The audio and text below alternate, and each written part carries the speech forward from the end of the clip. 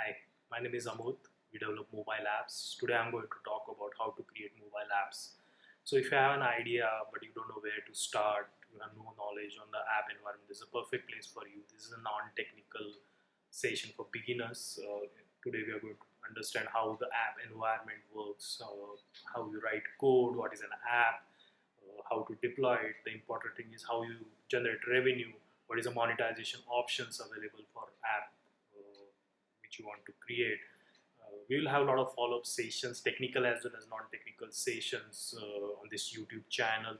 But we like to hear your feedback. So write in the comment section or on Facebook or on Twitter. Write to us how you liked us to continue. We love to hear from you. Today we are going to learn about what is an app, what is offline versus online. We hear about app which works without internet. What is an online app? How to make money? What are the tools available for app development and deployment? Programming language. If you don't have programming experience, can I write the app? And how my company Rachit Technology can help you to develop your app. So let's begin. So we develop a lot of free apps. You can visit our website rachittechnology.com. We have 1 million plus apps download from major app store, Google Play Store, iTunes, Windows Store, BlackBerry, and all other available stores out there. All our apps are free to download. They are advertisement-based products. Also, subscription is available in a couple of them. So we also develop Alexa skills, Google Assistant. We develop decentralized Ethereum-based apps. So you can visit our website to take a look at the products which we have developed so far. So what is an app? App is a short form for applications. If you are using Microsoft Word on a desktop or a laptop, it's application. If you had an old Nokia phone, you had a snake game, right? Everybody used to play that game for hours, so that is also an application. Uh, any other application, movie maker, you're trying to listen to music, that is an application. Application can run on a desktop, it can run on a laptop, it can run on cloud, or it can run on a Mac PC. Everywhere it's an application. So app is mostly referred to as a mobile application. Now most popular today applications which work offline as well as online. So for example, the benefit of using an offline app is, let's say you have Amazon Music app. So if you're traveling, you can still access that app without need to have connected to the internet. If you want to add a new song, then you need the internet to access that apps. So the beauty of apps is they have become shorter, they are compact, they are right in your mobile. You can access it anytime, anywhere. Most of today's apps are free to use. They might provide additional features or subscription, or it shows advertisement. You can use apps for personal use or for quick access to your office work. How to download apps? You can go to Android Play Store. If you have Android apps, you can go to App Store. If you have an Apple iPhone app, iPhone phone. So for example, here there are various categories. There are millions and millions of apps to choose from. Most of them are free, some of them are subscription based, some of them contains advertisement. You can download them and take a look at the phone. So if you have an iPhone, you can visit apple.com to download the apps on iPhone as well. So how to design apps? So let's say you have an idea or a concept or something that you know is a problem solver. There is an area where people are facing issues. So you feel that you have an app which you can develop and publish it, so it can be useful to the end users. Now, where to start? The first thing is to understand the end user's goal, what they really want. So the best way to go for it is to take a survey, identify your end target users, how they are going to use the app, what is your monetization method, how you're going to earn money through that app. Once you identify the problem area which you want to have it as an app, you take a survey and you feel that this is something a viable product, then you can go for wireframes and creating prototypes. So if you go search on Google, there are a lot of wireframe and prototype generator apps which will give you idea how your app will look. The important perspective of design apps, and I would like to share this statement. Business model more difficult, not making TikTok like apps. So it's a very valid point. Like literally, if you see on Play Store or App Store, there are millions and millions of apps. So let's say if you're looking for an app in a finance model now, chances are you will only install app which are in the top 10. I don't think you will scroll down to look at the 1,000 app which is available on the Play Store. So the chances of getting your app, famous and download, it depends on a lot of factor. You need to understand the business model, how you're going to market the app, how you are going to optimize the ASO, so that your app is higher in the rank and more users are going to download. So developing app is not that difficult. How you're going to generate revenue, and we'll talk about it in a bit. So we understood what is an app. Now let's understood different modes, offline versus online. I'm not talking about the category of the app, for example, whether it's a finance act, it's an entertainment act. I'm talking about the support your app is going to give, whether it's a completely offline or it's going to be completely online, because the type of app you decide definitely increases the cost of development or cost of support. So for example, offline apps, so there is a lot of demand on great apps to have been completely offline support. To give an example, let's say you have Amazon Music, Amazon Kindle, you have Google Drive, YouTube. All these apps work with internet as well as without internet. So if you're traveling and if you want to listen to a music, you can download it for offline use. But if you want to add a new music, you need to connect to internet. So Amazon Music will face that. Amazon Kindle, you can read your books offline. You don't need really an internet. But if you want to download a new book, you need to connect to the internet. So for I'll give you an example. This our law app. It's a law learning app. So if you want to learn about bare acts, let's say if you want to learn about Constitution of India, Constitution of USA, laws of USA, you want to learn Motor Vehicle Act of India, or if you want to learn uh, Act of UK, if you want to learn their driving laws, then this is an app. We have 600 plus acts, we have 16 plus countries.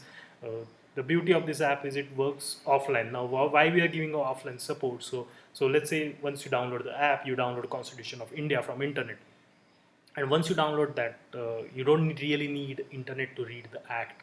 It has a built-in audio which you can read offline as well. The moment you are connected to internet, what we do is we try to connect to our cloudless architecture, which we'll talk in a bit, and the application will download the new amendments if there are any available. So user really doesn't feel a difference when he's using the app offline or whether he's using the app online. The only make a difference when you try to download a new act, it will say okay, you need to be connected to internet to download the new act. Same like Amazon Music or Google Drive, YouTube supports offline viewing of videos as well. So it's very important to understand the offline versus online mode, because it definitely increases your cost as well. So let's say you don't really need internet, then your app can be work without internet offline mode as well. So for example, let's say we have a couple of, so this app is completely offline. This competitive exam app is completely offline. There is no server involved, so there is no recurring cost of maintaining the server. The complete app is, once you download from Play Store, works without internet. The data doesn't need change that frequently, so we really don't need a server. In law app, there are a lot of amendments that happens. The data frequently changes, so we need a server to connect it to it. So Game of Words, so we have another app called Game of Words, which is a crossword puzzle. So we really don't need internet or online server to develop this app or a game. So online apps, so there are a lot of applications which cannot work offline. For example, let's say Facebook, you need to be connected to internet because the real-time data that needs to be changed. A share trading website, you can't really work it offline during the trading session because you need a real-time data to work on it.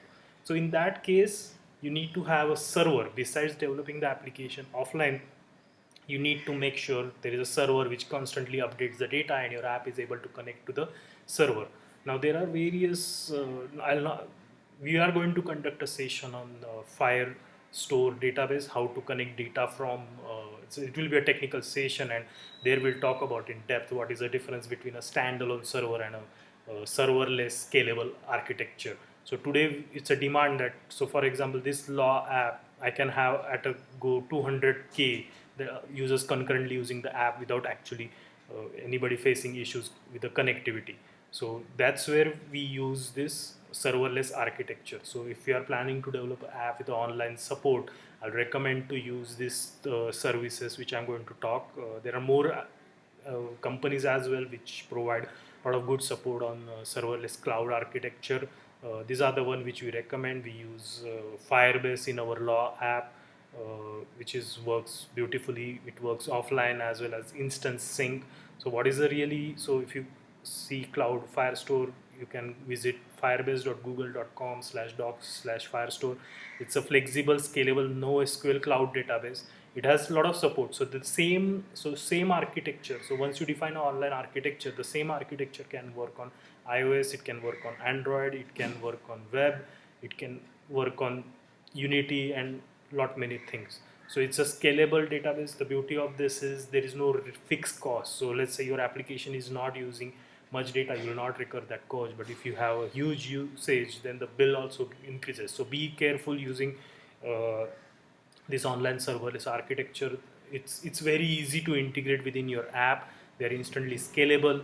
uh, Once we have the technical session on how to integrate Firebase or Firestore into your app, I'll talk in depth how the billing works, how and how easy it is to integrate this into your apps. So what are the features? It's flexible.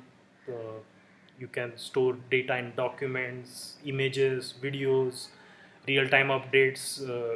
It automatically syncs up the data on your phone. So for example, like I said, law app, the moment it identifies there is a new amendment in the act, it automatically syncs up with your local database if you are connected to internet. And if you're not connected to internet, the app works on its own. So that's real-time update is available. Offline support data, and you can use it without internet. Designed to scale, so it can support multi-region data replication. So the users who are using the application in USA will have their data stored in US data center. The users who are from India, they have the multi-region data replication available. So it's a cloud hosted NoSQL database that iOS, Android, and you can use with the native SDKs. The similar to Firestore, Amazon provides Amazon.com/Lambda. So Amazon Lambda is a run code without thinking about servers, pay only the compute time you consume. So again, you need to understand the difference between how the billing is done. We'll talk about that in depth in our technical session on how to integrate. We'll show a demo on how to integrate with these servers. So benefit is no servers to manage, continuous scaling, consistent performance. You upload your code on Amazon Lambda, set up the code to trigger from AWS services, and runs on the code only when triggered using only the computer services required, and just pay for the compute time you use. So they don't cost you on the how much data you have stored. It just tells you the how much time you are using the services. So this is another excellent tool if you want to integrate your serverless architecture within your app. Amazon Lambda. Also Microsoft provide Azure Functions. It's more than just event driven architecture. It's again excellent tool. So these are not the only few companies which provide serverless architectures. There are many more which you can take a look and understand.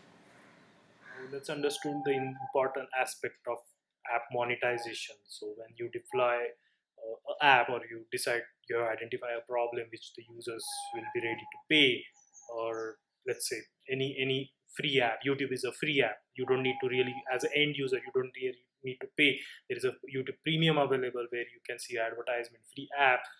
So one way of earning revenue through app is through advertisement. Uh, Take a look.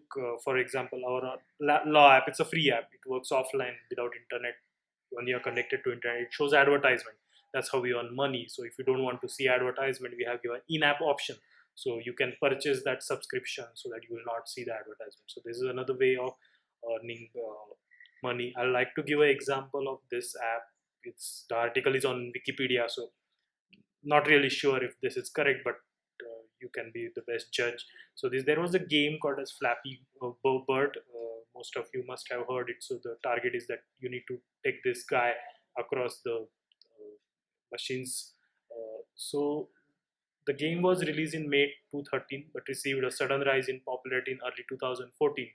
It received reviews from some critics. It's a high level of difficulty, and some one day it got really famous. So people started tweeting it or whatnot, and it was the most at the end of January 2014. It was the most downloaded free game in the App Store for iOS. And during this period, its developer said the Flappy Bird was earning $50,000 a day from the in-app advertisement as well as from scale sales. So it's really how famous your app becomes, how many number of downloads. It's a download game. The more downloads you have, the more number of active users have, the no more number of views that you generate. That really tells you how much money you are going to earn, and there is no limit. Like it can go to any number. So the important thing first is the advertisement. That's how most majority of the app today make money, through advertisement. Now, how to get advertisers? So for example, if I go to a famous company and say give me advertisement in my company, so they might want to know first about my company, and more other details. So Google provides something called as Google AdMob, where you can the advertisers can give advertisement within your app. It also provides support for AdMob meditation. So what is AdMob meditation? Is the feature that lets you serve ads in your apps from multiple sources using AdMob network, third-party networks, AdMob campaigns.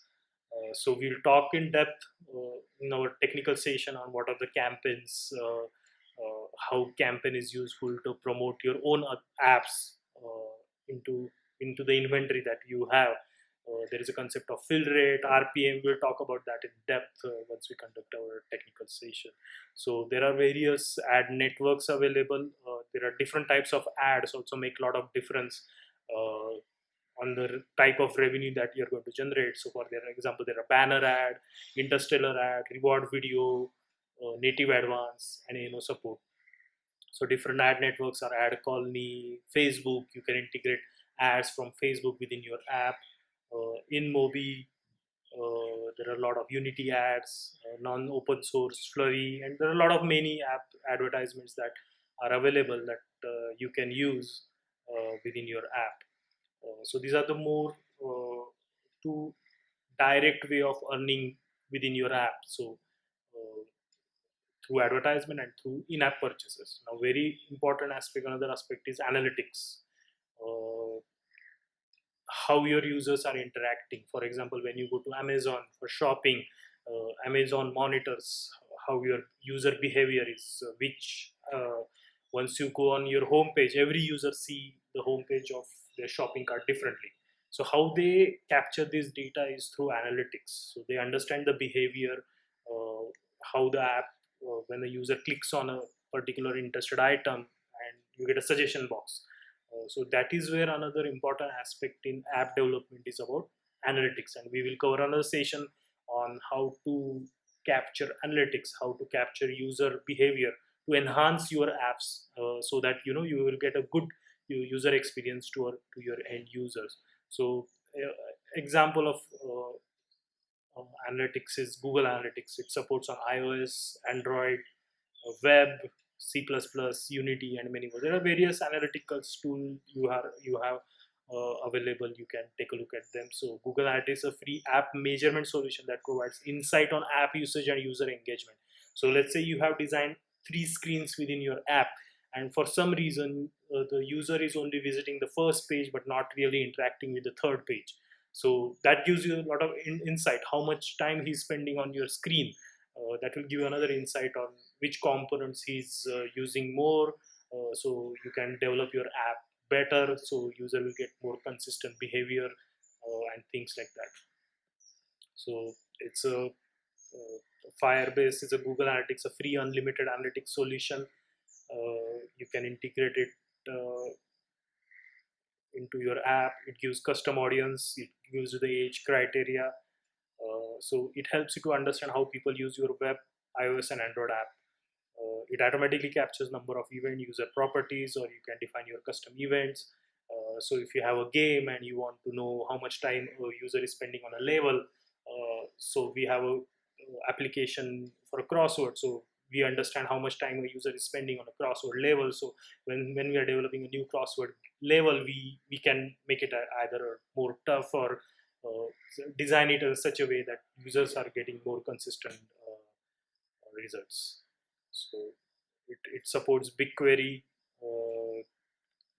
for your analytics. So crash analytics is another thing. So if your app is getting crash, you can capture that data to identify why the users are facing issues. And there are a lot of features. We understood what are apps, how to develop offline versus online, how to generate revenue. Now, how to develop or how to write a code for your app. To have more complex app, you need to have a programming knowledge, how to write code in Java or Objective C or C++. But if your app is simple, you can there are tools available, hybrid app tools available, where you can simply drag and drop components within an IDE, and without writing a single line of code, you can have your app ready. So we'll talk about that. Many open source tools available, many proprietary tools are available. So for example, if you want to develop an app in Android, then you can download Android Studio, where you can write code in Java, Flutter, Kotlin. So to download Android Studio, you can go to developer.android.com/studio and download the Android Studio. Recommended 8 GB RAM is recommended to run your apps. Now, if you don't have a phone, you actually don't own an Android phone, that is okay. There are simulators available on cloud as well, on Azure. You can have a real phone available for testing. You can drag and drop your APK. So that all will cover in the more technical sessions when we have how to write code in Android Studio. So once you have Android Studio, this is IDE available. You can write your own code. You can see how your app actually looks without actually deploying it on a phone. So this is one way of developing it. So if you want to write a native app in on iPhone, iOS, so you can use Xcode. Xcode 12 also allows you to write your apps in Objective C and Swift. Now, if you don't have don't want to use native and you want to use a hybrid app, so what is the difference between a native app? So if I write a code in Java and Kotlin using Android Studio, and I create an app APK which will only work on Android platform. If I write a code in Xcode using Objective C and Swift and create an IPA file to deploy it on iPhone, it will only work on iPhone. But what if there is a tool which can generate a shared environment? So if I write only code once and it will be available on both Android and iPhone, those are called as a hybrid apps. So Xamarin is a tool which by Microsoft. It's a free cross-platform open source app platform building Android iOS apps with .NET and C hash. So if you don't want to write code, if you don't know about open source technology or Objective C, Swift, if you're familiar with the Microsoft technology, you can write your apps in .NET and C hash using Xamarin. There are a lot of other tools available to write your hybrid apps. So another new concept coming up very fast right now, it's called as progressive web apps. So what is progressive web app? The web is incredible platform. So you have something called as native apps, you have something called as web apps, and your progressive web apps sits right across here. So you write your code in HTML, JavaScript, and they are coming very fast. So this is another way of understanding progressive web apps. So you can visit the website web.dev/progressive web apps if you want to develop your apps using PWA. So we talked about Android, hybrid app, PWA. So if you're using hybrid app, you can write your code in .NET and C hash. If you're writing progressive web apps, you can write your code in HTML, CSS, and JavaScript. Now, where to deploy? So for example, let's say you understood, you used all the tools available, you developed the application. Now you're ready to publish it. So what are the options available? So when you download an app from Play Store, at the back end there is a Play Store console, so you can register yourself as a developer. There is a one-time $25 fee, and once you register, you can publish your app on Play Store.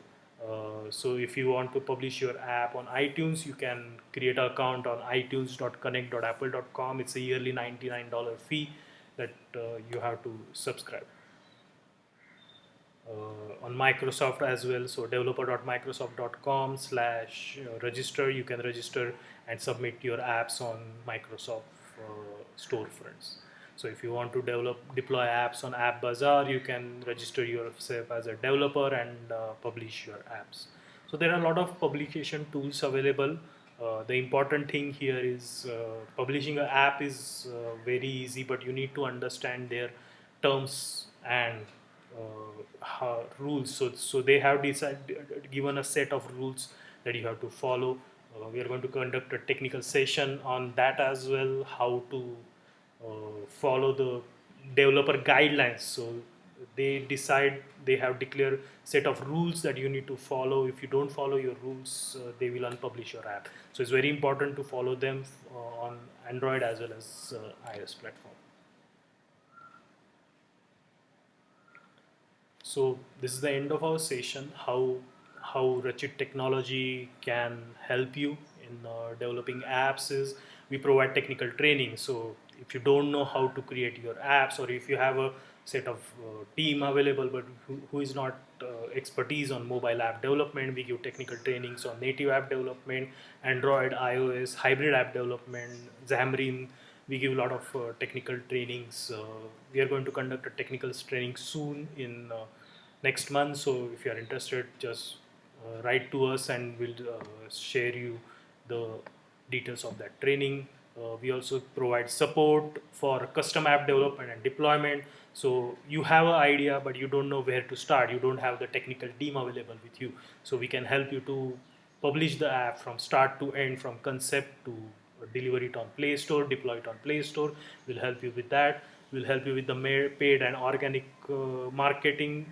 There is a concept called as guerrilla marketing, or if you want to go with the Google advertisement, then what are the keyword planner, what is ASO. It's very important, app store optimization. So we can help you to write a description in your app so your app rankings are higher.